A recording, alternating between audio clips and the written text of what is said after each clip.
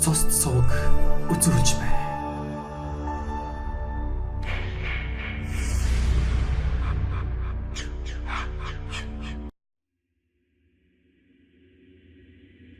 Энд өгүүлэх хөгийн үйл явдал одоогоос 10 хэдэн жилийн өмнө болсон байгаа юм. Болгон хэмээхэр өсч төрсөн Ховд аймгаас гарч хотод орж ирснээсээ хойш 10 жил болсон ч нэг ч удаа нутаг руугаа яваагүй байжээ.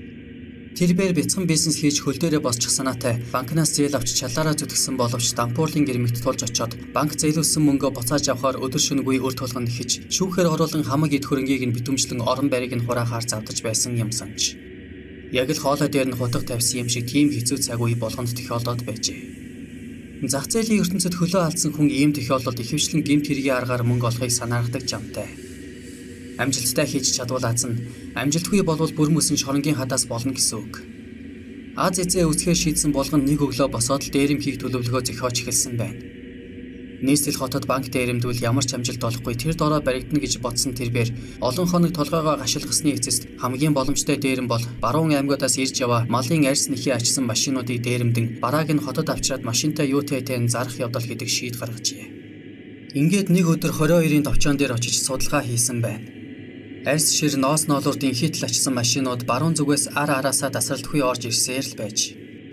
2 юм уу 3 машиныг дээрэмдэхэд осолтой. Ерөөсөө ганцаараа хот руу орж иж байгаа машиныг л дээрэмдсэн дээр юм байна хэмээн шийдсэн болгон хамтарч гэмт хэрэг хийх хүн хайх ажилд гарсан байна.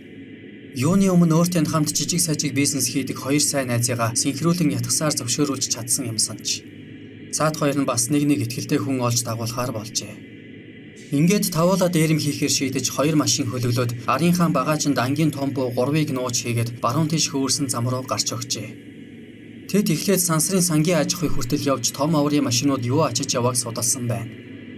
2 өдөр хэртээ сансрын сангийн аж ахуйн шатхуун түгээгүүрийн газрын дэргэд машины нэвдэрсэн дүр үзүүлэн зогсох цаараа бензин авахар орж ирсэн баруун аймгийн номертой нэгэн том МАЗ машин баглаатай ноолоор ачиж явааг анзаараад овоо хараандаа онилж авчээ. Дүүрэн ноолоор өндөрлөж ачсан МАЗ машины араас бас нэгэн ВАЗ 469 машин дагаж явааг ч анхааралтай авсан байна. Нэгэнт объектоо сонгосон учраас тэд машинуудыг хөдөлсөний дараа араас нь аажуухан дагсаар Эрдэнэ сантын сангийн аж ахуй дээр замын гаанзанд хоол идэж байхад нь гүйцэж очоод холоос тандалт хийсэн байна. ВАЗ 469 машинд 6 хүн, ноолоор ачсан МАЗ машинд 3 хүн, нийтдээ 9 хүн уг машиныг бараа болон дагаж яван тодорхой болжээ. Харин болгон тавуула мөн 3 буутай яваа гэдэгтээ Эрдэнэ юуны өмнө нэг машин нь тэдний урд талын МАЗыг, нөгөө нэг нь хойно нь яваа ВАЗ 469 машиныг саатуулъя гэсэн төлөвлөгөө боловсруулсан байна. Ингээд тэд нөгөө хүмүүсийн урд орон давхиж лүнгийн гүүрний цайхан талд төрүүлж очоод хүлээж суухаар шийджээ. Нэг ясандаа ноолоор ашигсан том машин яг шөнийн 2 цагийн үед лүнгийн гүүрний хажууд хурж ирнэ. Энэ үед замыг нь хаан дээрэмдэж хамаг юмыг нь булаа. Хүмүүсийг нь хүлээд нэг машинд чихэж ачаад ойролцоо хууланд аваачаад харгалзаж байх болно. Хот руу МАЗ машиныг авч ороод ноолуурын чэнжүүдэд тушаасны дараа тэднийг зөнд нь хаяад алга болно. Нэг ч хүний аймнаас хороохгүй цэвэр дээрэм хийн гэж тохиролцсон байна. Тэд төрүүлж давхисаар туулгол харагдаж эхэлмэгц нэг машинаа овоон дээр тагнуул болгон үлдээгээд болгон тэргүүтээ 3 залуу лүнгийн гүүрний хажуу талын бургасанд орж зогсоод хоолунд хийж эхэлжээ. Овоон дээр үлдээсэн машин нь ноолууртай машиныг гарч ирмэгц төрүүлж давхиад тэдэн дээр хурж ирж мэдэгдэх ёстой байв. Голын иргэний бургасанд тааваараа тухалсан шиг хоолундаа идэж уучгаад буугаас умлан зэхэж хөдлөхөд яг бэлдэн сууцгааж байтал шөнийн 1 цаг 30 минутын үед овоон дээр тагнуул болгож оргисон машин хар хурдаараа давхиж ирээд тоос манруулан тоормос гიშгсээр зогсжээ.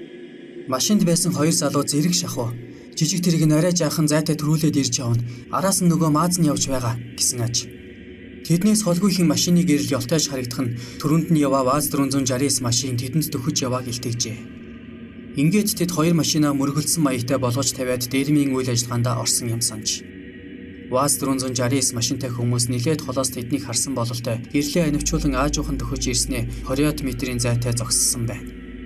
Энэ үед буу байрч нүрээ боосон 3 залуу замын хажуу талаас гүйн гарч ирээд бүгдээрээ машинаас бууж өвдөг дээрээ сөхрөөд суу гэж хашгирсан аж.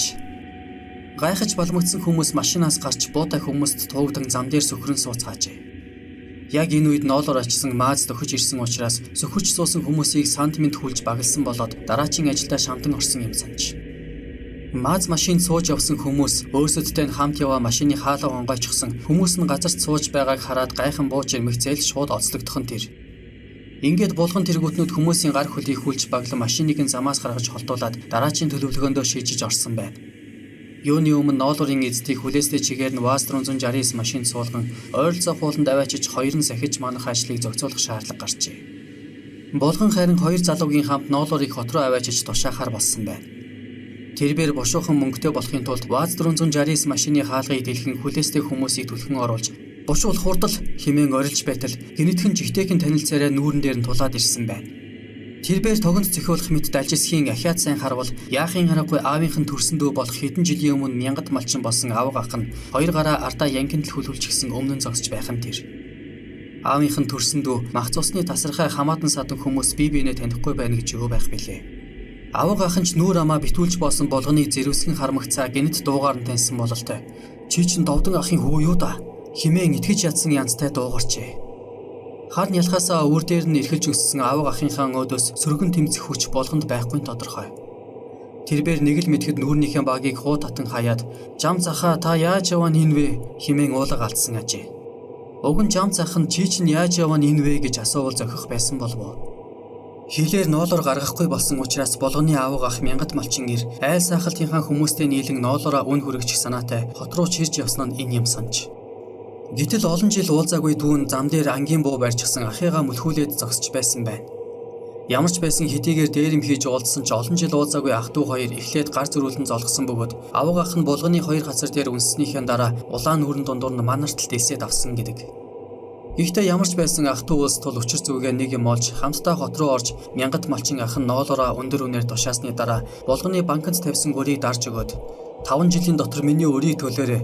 Ял үрч хөрөнд орж байснаас надад өртөө байсан дээр биз гэж хэлсэн гэдэг. Ийм нэг сонин үйл явдал 10 хэдэн жилийн өмнө баруун тийш хөвөрсөн их зам дээр тохиолдоод өнгөрсөн байгаа юм.